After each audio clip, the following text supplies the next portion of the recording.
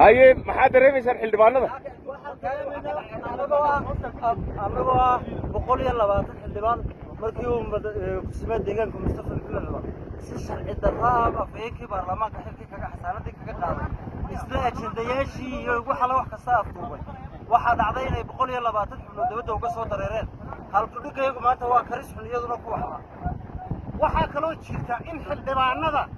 eegana qaarkood qasab lagu celiyo qaarna hoolka dhexdiisa askarta inay ugu hanjabayso waad maqlayseen waadna wada arkayseen qaarna hada hoolka lagu haystaa Yuusuf Dheere oo kale askarigii garab taagnaa wuxuu ku lahaa waad maqlayseen waana xildhibaanadii codka shacabka watay ee shacabka metelayay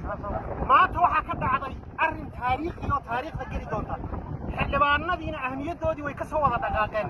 markii ay afhayeennadu ula timid wax sharci darraa خبرات وحقا صار إن سيدا وضع صعب أنت نقول بدنا دبل بعدين ساكم حد عي ساكم حد علي وحد علي حلي والله ينعد كي لسين وايو هو شخصيات أنا للدون إن مو ينعد كي لصور إن لسين وايو وحكى لون على الدنيا أجدي ودك أجدي لصور إن للديو لما أجدوا لصور سعدوا ديدي وحكى له وهلسي حياة هاي رجندجان waxay ahayn kalsoonida xukuumadda iyo kala qashada iyo afayeenka xil diyaarintiisa cusub afayeenkii iscadilay afayeenkii bedeli lahaa in la xiloo diyaariyo waxa kale oo weelisay gabadha inay iska waayaan awoodii ay lahayn xildhibaanadu inay tuftay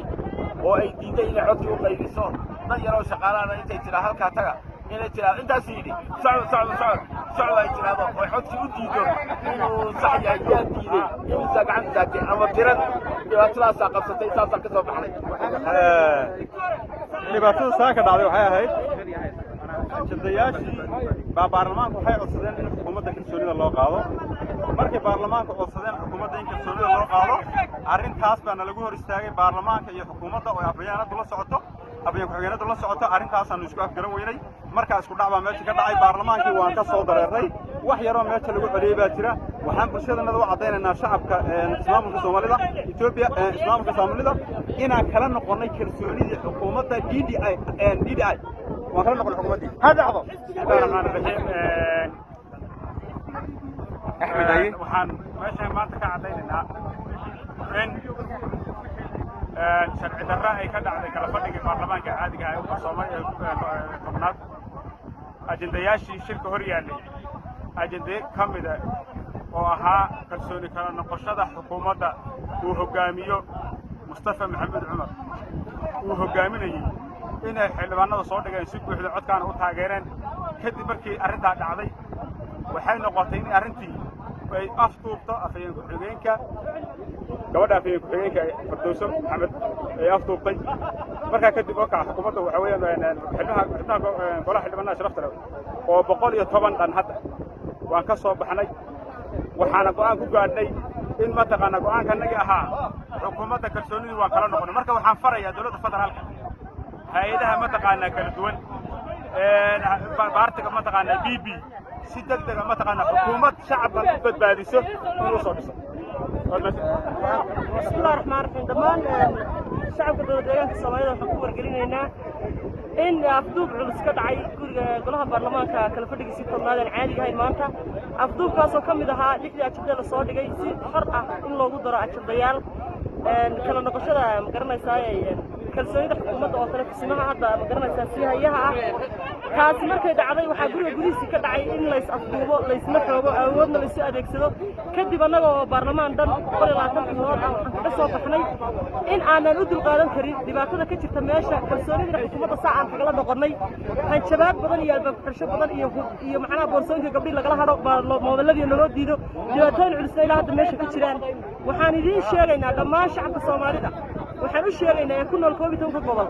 inay si xor ah uga hadlaan Mustafa oo cambarayeen barnaamijka ka sameeyeen arrinta maanta baarlamaanku sameeyay assalaamu calaykum annagoo xildhibaanadii heer deegaana markaan aragnay in sharcigii iyo dastuurkii la xoogayo afhayeen ku-xigeenkuna hogaamintiisa ay 100% ay xumaatay isaguna uu la hadlayay dad uu gooni ula soo ballamay oo codka u siinayay ayaan annagoo 120 xildhibaan aan ka soo baxnay waxaana idiin sheegaynaa shacabkii annagana soo doortay in aynan حكومتي عن حكي عن كلا نقني وعن كلا نقني هو الشيخ هذا السلام عليكم أنا وأنا الجبان مركز أمامتي حاجات كسوبة حاجات كسوبة أنا كسب حد جمال السجاج طبعا كنا هنا عبد الله يوسف وبرضو الموبايل كده اللي يجي ولا يروح يراي وهذا بنات وصل بحاجة حدو قصة بحدين المركب وحنا قصة بحنا مركب أنا عطل قاضي عشان دياشة عذيان عفرتني ستات أنت كنا ديدن حدران أنت بدنا ديدن بقولي أيوم باشرك الأفطوبة اللي يدي بقولي شنبا ساسون كل سكسين بسم الله الرحمن الرحيم magacaygu waa xildhibaan Khalid Muuse Cali ana xildhibaan ka soo baxay dowladda Doorbay waxaana saak furmay fadhiga golaha xildhibaanada kadib waxaa la soo dhigay ajandayaalkii oo ay ka koobnaa ilaa 6 ajande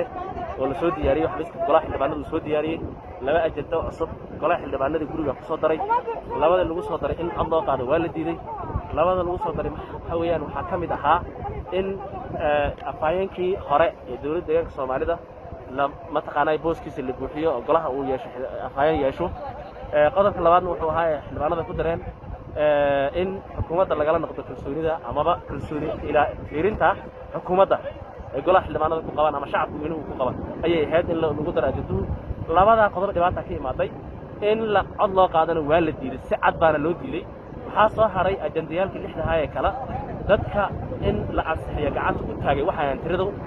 كنت اللي حقب باي حيان tira waxa meesha golihii laga sheegay oo uu shirkidoonka sheegay 110 xildhibaana ayuu sheegay ahayd dan hadii ay suurtagali waayso wixii lagu daray xildhibaanada ay soo jeediyeen ajandiyalkii lagu daray looda ajandaha ee kalsooni kala noqoshada xukuumadda iyo afayeenka cusub ma taqaanay ku daristiisa asxaabtiisa ahayd ay diideen golihii shirkidoonka uu diiday golihii uu cuntul waa inuu sii fadhiyo in tiradooda ugu badneedna way soo baxeen لا ترى هذا قبل يتغنى عن قناة كجونا ترى بدنا وصلوا عندما نقصوا حولتي اللي كسو قارين إنه عيدا بحليني دبعت بدنا إنه يكون علينا هذا ومرجع وأنا ملاذي يوم فينيا وحويا عيدا كي وحاجة شرعية أنا هذا هو الاثنين أيام أنا سيارة قلدان أولد من عيدا كي وحاجة تنتقي بقى سيدي دحان الشرعية عيدا شرعية ماشي وتقاناي ودنكا إن أي دبعت ألق وشرع جرينا قطع على الصوماليين أنت صيام الشيء وما سنتي. بسم الله الرحمن الرحيم وعرض رحمت ساكا وحنون معنا كلا فرد جنجي وحوي محيد الشنار كرم حلبانا ضفدي وحي هايين بقولي وحي هايين سيدتها وحوي محو هاي حلقي وحوي حاجندياش ماشي يعني اللي حاجنديا هايين أنا قال لي أجندان قدر سني أفيان عسبني ماشي محن كذا لو قصة ترى وأجندان أي نقطة إني وحوي كرسوني ولا قلنا نقطة محيد حكومتها أيام قصة درسني حلقي وحوي أجندياش أنا عدك الله قاعد لها أيام وحوي عدك لقلقلية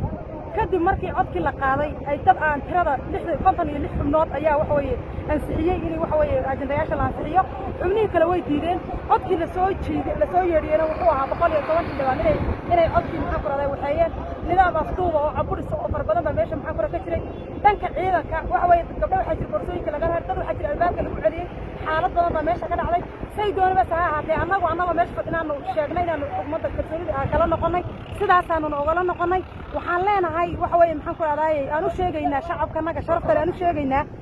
سيدا أولا صعدنا سيدا وقعدان أنا وحوي محفر واجبات كنا صارنا كسب إحنا طلبات إن شيء وحويان إني وحوي محن كراday federaalka xukuumadda sharafta leh ee federaalka inay 24 hour ay waxaway nagu soo gaaraan sida shacabkooda badbaado ay u siin lahaayeen inay nagu soo gaaraan midda kale ee sheegaya waxa weeyaan muxuu ahay xisbiga PP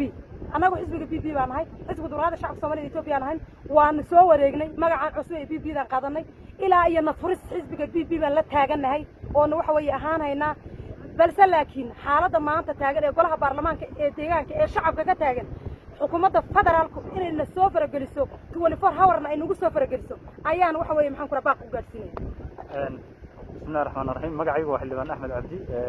run ahaantii saaka waxa dhacay waxa aad looga xumaado annagu waxaan ahay xildhibaanadii deegaanka shir baan loo qabtay shir baan loo yeelay waan u ogolaanay goobta shirka lagu qabtay waa madaxtooyada ma ahayn goobtanadii annaga lagu qaban jiray sababtaan u ogolaanayna waa danaha sharciga iyo ajindiyaal la xiriira inaan ku aragno lix ajentay xukuumadda soo dhigtay laba ajenta ku darsan oo ah kalsooni kala noqoshada xukuumadda maadaama ay ku guuldareysatay hawlihii nabadgelyada horumarka maamulka suuban iyo shaqooyinka loo idmaday ay ku guuldareysatay hal sanana xildhibaanada aynu shir u qabanay ayay lixda ajenta soo dhigtay annaguna labadaasaan ku darsanay kalsooni kala noqosho iyo afhayeen cusub waayo afhayeen baa meesha ka baxay hadda imisaad ku soo baxday hadda waxaan ku soo baxnay ugu yaraan 103 xildhibaan way soo baxeen imisuna ahaa quorumka quorumku 100 iyo wuxuu ahaa 84 muxuu ahaa isoo sheegay hadda inta aan banaanka aqlabiyadda marka soo baxay aqlabiyaddu way soo baxday dad fara badan oo gabdhaha doorashooyinkooda laga haystay xoog lagu celiyay yaan lagu ceeboobay meesha ku jirta xukuumadda federaalka waxaan amrayaa meeshan dhibaata ka jirta deegaanka haddaad shakhsi iyo laba ruux aad u danaynaysaanna u daneeya haddaydan u danaynin annagu shacabka iyo sumcadiisa ma garanayno waxaana raalli ka ahayna maanta cid kuma qasbi karto xukuumadda federaalka iyo xisbiga ra'iisul wasaaruhu waa inay si adag isu farigeliyaan cid kasta oo activista iyo cid kasta oo ummaddan ka naxaysana maanta ta dhacday waa inay ku tusaale qaadato wasalaamad